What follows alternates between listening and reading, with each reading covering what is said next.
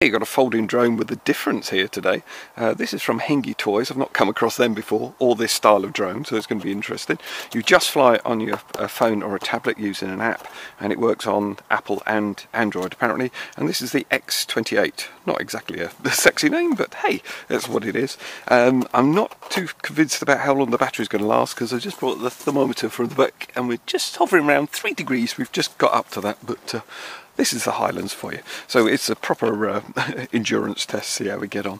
It's, like I say, a different looking drone, and you don't get an awful lot with it, to be honest. You just literally get a charger and a spare set of props, and you just get a little bit of information on the app. And it's their own app, and you've got the QR codes up here, and then just everything about it really. I've done a separate video of how to fly using an app, so I'll put a link down in the description as usual, and you can go and have a look at that if you're new to this sort of thing. So the actual quad itself actually looks quite cool, I think. It's like a flying wing almost, and built-in prop guard all the way around. There's a couple of things on the website. It says this is metal, and it isn't, it's plastic, and it says it's a tiltable lens. So I actually thought, that doesn't look as though it tilts. I tried to push it hard and it wouldn't. I actually it's a camera unit, you just literally slide it out, and the lens is fixed. So on this model it definitely doesn't tilt, so we'll see what the angle's like when we actually get up there. The battery it comes with has a lossy micro connector, so that's good. We can get loads of different ones. I'll put links down in description to any battery packs that I find that you get a multi-charger, and usually 5 or 6 batteries for about a tenner, and that means you get more flying time. You don't have to keep constantly recharging this one. And the one that comes with it is a single cell 500 milliamp hour, and it's a little bit of an unusual sort of slot in there, but it does hold well. It's only got LEDs at the back, and I quite like it because if it's in a bag or anything, it won't just flick on until you hold it down literally for a couple of seconds, or about a second I suppose there. And the LEDs on the back are really bright. You've got nothing else on there at all. But this is the sort of unique bit about it. It can fold up like that, and then that's going to be smaller in a bag. Or I sort of think if it's in a case or something, it might actually be easier like that. But the prop guards, everything's sort of built in, as you can see, and I think it's quite a slick looking little thing. So on the phone you need to download the app, obviously, and what we need to do is turn the quad on first of all. The quad will then set up a Wi-Fi hotspot, and what we need to do then is go into our Wi-Fi settings and connect up to it. Now I did have a play with this indoors earlier just to check that everything was working on it. So when it picks up the Wi-Fi hotspot, there we go, it says it won't connect automatically. Sometimes they do, sometimes they don't. Whenever I'm on camera, they never do. There we go. They just connect up to it. And this doesn't use up any of your data roaming, or you don't need to be near any other Wi-Fi thing. You can be out in the remotest part. It's just literally a link between these two. That's all it does. So there we are, all done. And then we go on to it's called HTS-UFO, and it warns you there's no internet access with this app. And there we go. Hey, and it's live really nice and quick. Oh, that is a nice clear picture. That is very crisp actually. Oh, getting a little bit of dropout on the FPV already. I do find, and in this I've got no reason for this at all, they do seem to warm up a bit, which I know sounds absolutely stupid. Hey, it's 2-3 degrees here. Warming up is a nice term. But see, now that's working. That's not locked up like it did just a second ago. So I've got no reason why that would do that, just the way it is. The app's got quite a few functions actually. You can press this and get more options up as well. And then if you notice, we've still got flashing LEDs. So that means though we're bound and the Wi-Fi is working perfectly well now, we haven't got the controls up. If I pop the controls up, instantly we're now ready to fly. There's a couple of ways you can fly this. You can fly it with altitude hold, which you press this one, or you can just fly it manually by pulling both the sticks down and out. If I've got time, I'll launch both ways, but let's do it the way I would think this is aimed at. This is aimed at beginners, I would say. And it's got a voice control as well on it. I never ever get on well with those, and I don't see a lot of sense in them, to be honest, because all you can say is take off, land, go forward, go right, go left, go backwards. That's all they do. So there's no finesse or anything to them. I think it's a kid's thing, just a bit of a giggle, I think. So should be able to hand launch and land, and we've got 3 different rates on this one as well. So we'll go through those as we get going. First thing we'd do before we do anything else, I would calibrate it, and the calibration one is this one here. So you simply press that, get flashing LEDs.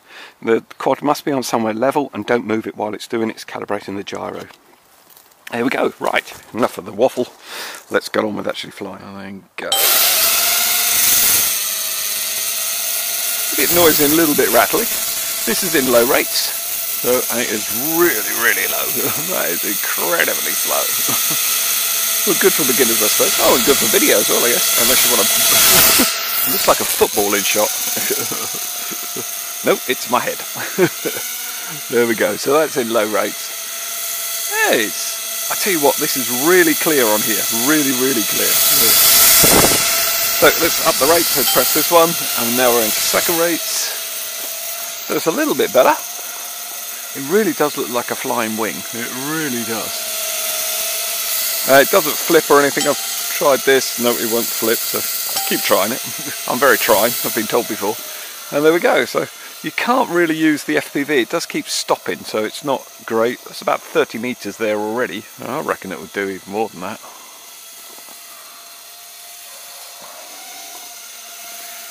Now this is in high rate, so we've got a lot more pitch and roll, though it's not going to be an aggressive. You can just see by the look of it, it is not an aggressive sort of flying quad. There we go. I'll stop that and we do a couple of selfies. Yay! And start the video again. Well, that's pretty good actually. Let's drop the rates down and then I can just do a little slow pirouette, I think. There we go. Now I'm going to put the rates back up, if not we're going to have trouble controlling it. There we go. That is working really well.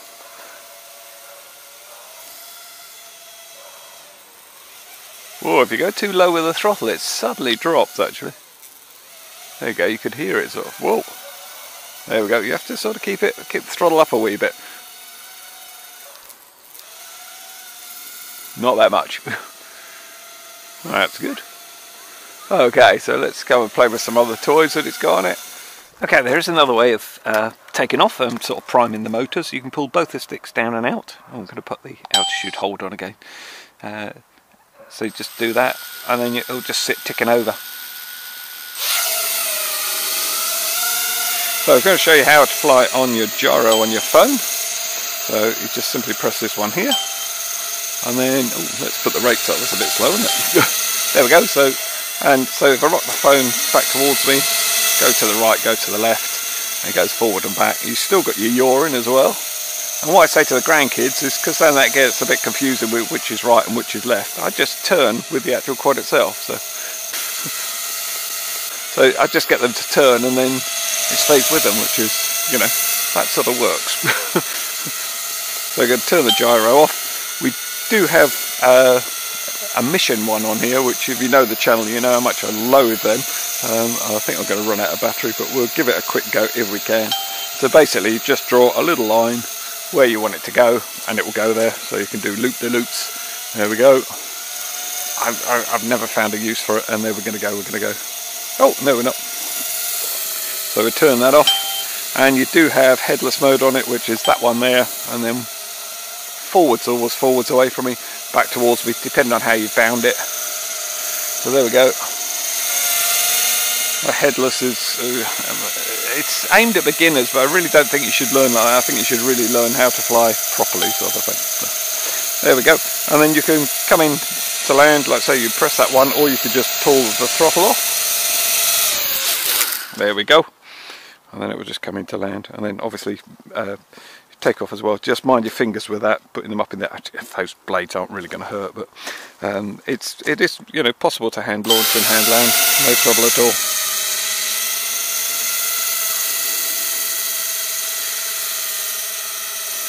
There we go. Now the battery's finally gone, so that's actually done pretty well. And like I say, you've got a kill button there.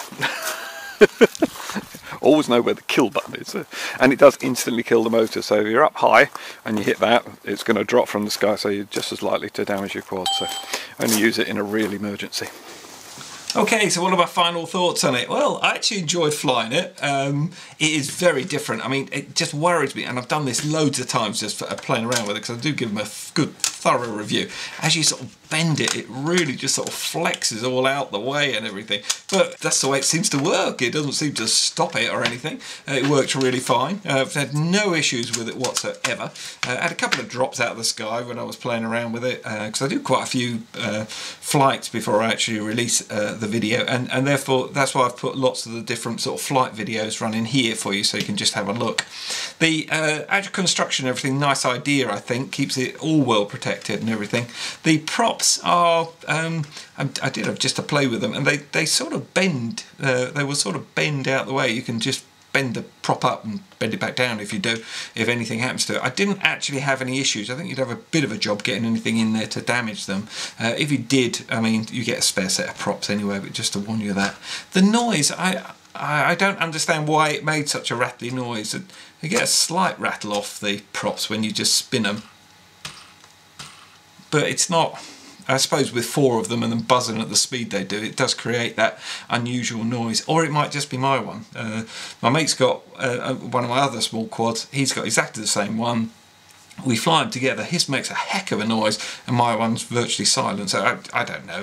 At this level, you don't know whether you're going to get a noisy one or not. But to be honest, this noisy one's been going longer than my quiet one. So you never really know what you're going to get. So all in all, I really like it. If it's a thing for you, then and it fits how you want to carry your quad around. The app was great. There's loads of functions and features on it, and very controllable with it as well. So even with freezing cold hands.